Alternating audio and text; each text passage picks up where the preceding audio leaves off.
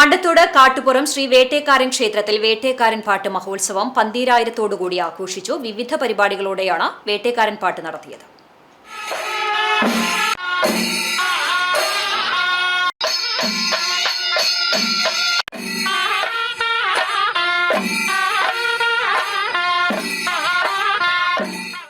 പുലർച്ചെ കേളി, ഗണപതി ഹോമം, ഉച്ചപൂജ, നവകം, പഞ്ചഗവ്യം, തുടർന്ന് ഉഷപൂജ എന്നിവയും ഉണ്ടായിരുന്നു.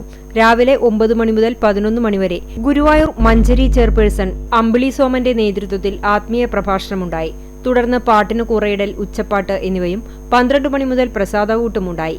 വൈകിട്ട് 6 മണിക്ക് ഡബിൾ തായമ്പക, നിറമാല, ദീപാരാധന, അത്താഴപൂജ എന്നിവയും ഉണ്ടായിരുന്നു. ക്ഷേത്രം തന്ത്രി ബ്രഹ്മശ്രീ കരുവാട്ട് ഭട്ടതിരിപ്പാട്, മേൽശാന്തി ചേലക്കര, താമരശ്ശേരി മനക്കൽ മാധവൻ ഭട്ടതിരി തുടങ്ങിയവർ പൂജകൾക്ക് നേതൃത്വം നൽകി.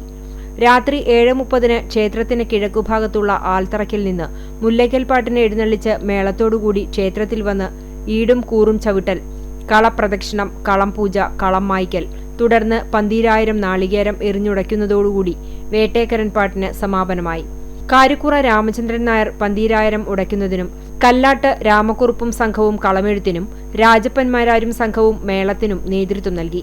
പരിപാടികൾക്ക് ആഘോഷ committee secretary VC Jayaraj, president Madhavan Karuthedath, പാരമ്പര്യ ട്രസ്റ്റി VA രാജൻ, ചെയർമാൻ ചന്ദ്രൻ തട്ടകത്ത്, എക്സിക്യൂട്ടീവ് ഓഫീസർ രഞ്ജിത്ത് തുടങ്ങിയവർ നേതൃത്വം നൽകി.